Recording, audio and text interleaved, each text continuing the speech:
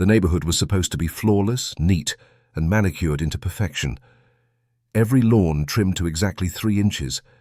Every trash can rolled back from the curb within 20 minutes of pickup. Every car parked nose in, not backwards, as if the very rhythm of suburban life could be regimented into one unbroken, picturesque symmetry. On the outside, it was serene. Too serene. But anyone who's lived under an HOA knows better. Perfection hides fractures, and cracks always widen. From my kitchen window, I watched the neighborhood like a hawk. Old habits die hard after years in federal service. But while the cul-de-sac seemed calm, kids pedaling bikes, sprinklers spinning arcs of water, porch lights winking on in sequence, I could feel the undertow.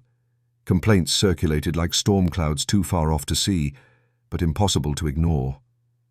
One neighbor whispered about notices tucked against garage doors. Another muttered about fines so precise and petty they bordered on harassment. Rules didn't just govern here. They tightened like a noose. I had moved into the development to disappear, to lower my pulse rate, to live outside the uniform and the badge's constant drag into chaos. After years tackling organized crime and unraveling spy networks, I wanted little more than safe corners and fresh air. But the HOA wasn't the background noise I hoped it would be. It became intrusive, almost predatory.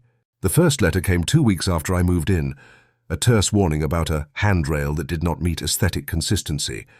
The second, even faster, garage left open at 3:12 p.m. yesterday. That chilled me. Not the wording, but the specificity.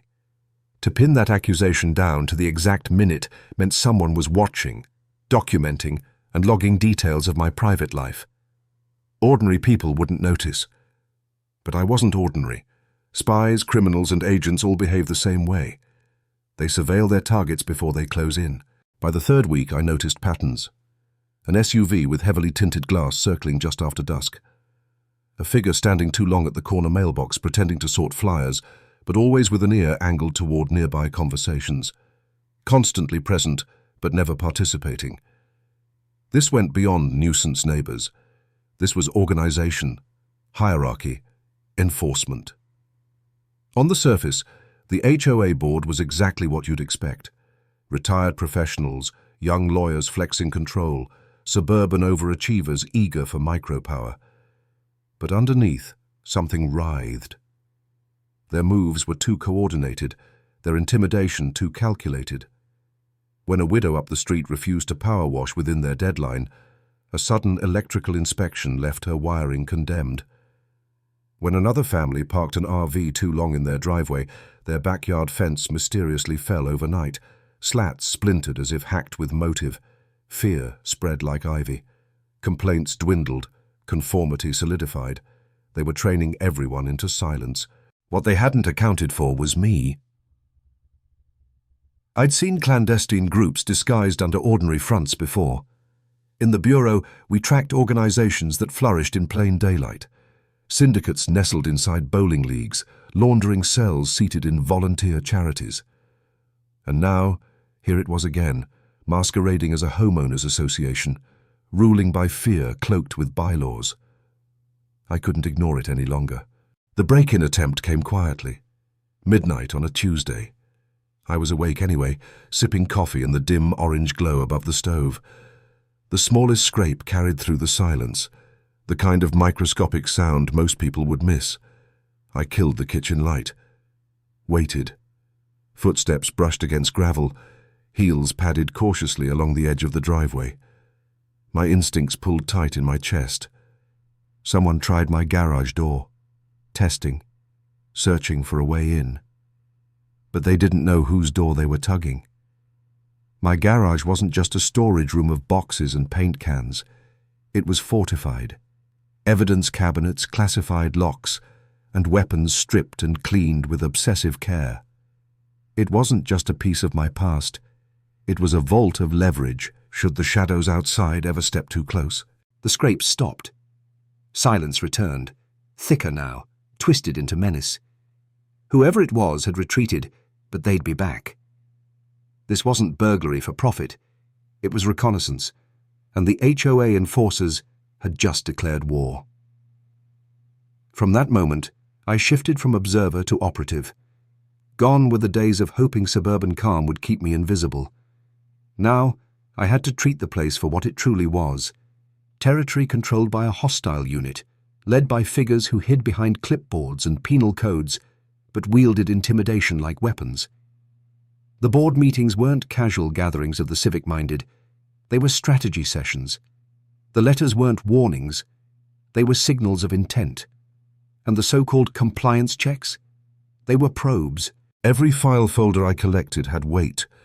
Digital notes of every SUV that circled my street. Times, routes, faces. Photos of the man with the silver watch, always seen checking his mailbox but never mailing a thing. Lists of neighbors who had vanished overnight, selling under sudden financial difficulties. This development wasn't perfect. It was controlled. And control meant someone at the top pulling strings, issuing orders. The suburban surface was flawless because imperfection wasn't tolerated. Still, I needed patience. Slipping in too soon meant exposing myself. My plan was simple, precise. Gain access to the board, trace the decision chain, unmask the leaders. Then, if needed, burn their entire scheme from the inside out. But plans rarely survive when shadows already move against you. The next morning, a violation notice waited at my door. It wasn't typed like before. It was handwritten in smudged ink. 3 words stretched across a single. That wasn't a warning about my garage door. That was a threat. And I knew, without a shred of doubt, I had just become their primary target. The silence of the cul-de-sac after the threatening note wasn't calm. It was the deceptive quiet of a battlefield just before the first artillery lands. Neighbors waved, smiled, watered their gardens, jogged with earbuds in. But beneath those smiles was something unspoken, a strange tightness in the air, like a community rehearsing an alibi. Everyone seemed to know about the HOA's reach, but nobody spoke it aloud. That anonymity was their strongest weapon. Who exactly slipped the note under my door? Which committee member scribbled those 3 words? Who among my neighbors was passive and who was complicit? The line blurred. Paranoia fed itself like fire on dry grass, which meant I had to gather intel directly at the source, the board meeting. Whether or not it was open to residents didn't matter. I would make it open. The clubhouse where they held their sessions looked harmless. Beige siding, flower beds, a flagpole swaying with suburban pride. On the surface, it was built to lull you into thinking nothing important could possibly happen inside. But as I stepped through those double doors, the illusion collapsed. The air hummed with tension. They sat in a long row behind folding tables, flanked by binders thick enough to be dossiers. At the center, their president, Mr. Rourke. Mid-60s, sharp suit, the kind of polished smile that bent too easily into a sneer. His reputation floated in whispers. Ex-lawyer, retired early but not quietly, with a reputation for bending rules until they begged for mercy. He didn't just run board meetings. He commanded them. Murmurs filled the seats. A handful of residents attended, but few dared to raise their voices. I sat toward the back, where shadows gathered. It didn't take long before the choreography of their control became visible. Every topic followed the same rhythm. Someone mentioned a minor infraction. Rourke leaned forward with rehearsed outrage. The board nodded in synchronized agreement, and a fine was declared, or a warning issued. Residents crushed under paper penalties, voices faltering against the scripted tide. But what stunned me wasn't the punishment. It was the obedience. Everyone obeyed. Some resignedly, others with shrunken shoulders, a few with that glazed-over, indoctrinated look that screamed submission. This was no community democracy. It was a tribunal disguised as paperwork. Then the agenda shifted. A new point hissed across the table. The word garage cut sharply in the air, like glass hitting tile. My pulse rose, steady but hotter than before. They were bringing me up. Not by name, but by references sharpened just enough to remind me: the handrail, the notice at 312, the open garage. Layers built deliberately. Targeting. I listened, stone still. The HOA board didn't hide its contempt. They spoke of owners who tested boundaries, of people who needed to be reminded that order mattered. Rourke's voice carried the final weight. "Control is maintained," he said. "If one resists, the rest watch. They learn. Fear works faster than rules." It confirmed everything I suspected. This wasn't about lawn heights or trash bins.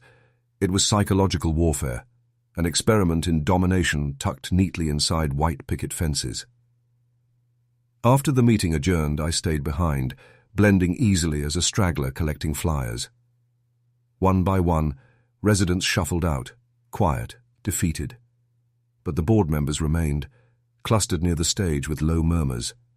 Their body language gave them away. Guarded stances, quick glances, one man placing his clipboard across his chest like a shield. They weren't talking business anymore. They were handling secrets. I crept closer, casual, scanning bulletin boards like I cared about the lost pet notices thumbtacked to cork. Their conversation tightened as I approached, voices dropping nearly to whispers. Still, fragments cut through. Surveillance rotation. Enforcement schedule. If the garage contains what we think, it has to be secured. Every word another iron nail of confirmation. They wanted inside. They didn't just want compliance. They wanted control of whatever I held in my garage. Somehow they knew, or suspected, my storage wasn't ordinary. Maybe someone had seen me unloading crates one night. Or maybe it was guesswork. Either way, they weren't backing down. I returned home under cloak of night. But even then, headlights traced too long behind me. My gut clenched. Tail. I tested subtle maneuvers, slowing, doubling back, lingering at corners. The vehicle kept distance, but not enough to vanish. All the signs of surveillance I'd lived my career spotting. This way isn't random nosy neighbors. This was choreography. Inside the safety of my locked house, I reviewed my own files again. Pages spread across the desk in clinical order. Photos of the circling SUV, the silver watchman at the mailbox, the gardener who never broke a sweat despite hours working under the sun. Seen alone, they were quirks. Seen together, they were agents, some trained, some sloppy, all serving the same unseen authority. And the disturbing thought pressed into me harder. This HOA wasn't just a group of power-hungry residents. It felt paramilitary, orchestrated. Enforcement strategies, surveillance patterns, intimidation psyops. They mirrored organized operations I'd encountered overseas. The crack widened further the next morning. My neighbor, Mr. Hargrave, waited at the end of the driveway. Usually, he barely waved. Today, his eyes darted, restless, his composure frayed. Words stumbled from his mouth in staggered stops. "You—" He paused, lowered his voice, toe whisper sharp with urgency. "Careful. Keep your garage locked. Don't talk to them. Don't go near the office." Then, without another word, he walked off. No explanation. Not even a glance back. Warnings like that don't come cheap. Hargrave looked like a man with sand already running out of his hourglass. Maybe he'd resisted the HOA once, and lost. I considered questioning him further, but my gut resisted. The rules of these psychological games are always the same. The moment you chase the message, you expose yourself. Better to keep listening, observing, staying patient. Patience, however, was about to run dry. That night, the break-in attempt wasn't subtle. The scratching I'd heard before multiplied into purposeful steps. Boots on gravel, gloved hands pressing glass, flashlights dancing against curtains. Not surveillance, not recon. Direct action. They wanted into my garage, and this time they weren't stopping until they had it. But they had forgotten one thing. I wasn't just another suburban pawn living under their dominion. I was someone trained to anticipate, counter, and dismantle organized threats. And now the HOA enforcers were stepping into my trap. The sound of shifting gravel tightened into sharp focus, as I crouched inside the dark living room, every sense sharpened by adrenaline. They were confident tonight. Too confident. No more quiet testing. No more gentle rattles. This was intrusion with intent. Whoever was outside wasn't here to scare me. They were here to take. Through the blinds, I caught the faint glint of tactical flashlights muted under red filters. Not the work of panicked amateurs. A methodical sweep. It was official now. This wasn't about bylaws or aesthetic infractions. This was an operation. They weren't even pretending to be neighbors anymore. I'd already prepared the garage. For 3 nights straight, I'd worked while the neighborhood slept. Motion sensors precisely adjusted. A secondary lock with silent alert triggers, invisible unless you knew where to look. And most importantly, the little additions, a tripwire that would make any intruder's entry less subtle than they intended. The handle of the garage door shifted.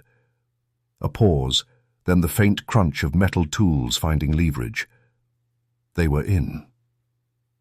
The instant the panel lifted, the tripwire snapped. A blaring strobe light burst to life, throwing raw white intensity across their black silhouettes. Caught off guard, they stumbled inward, one raising an arm against the blindness. But blind panic betrays more than any name. Their uniforms weren't uniformed. Miss exactly. Dark clothing, masks, gloves, but posture reveals more than fabric. These weren't thieves.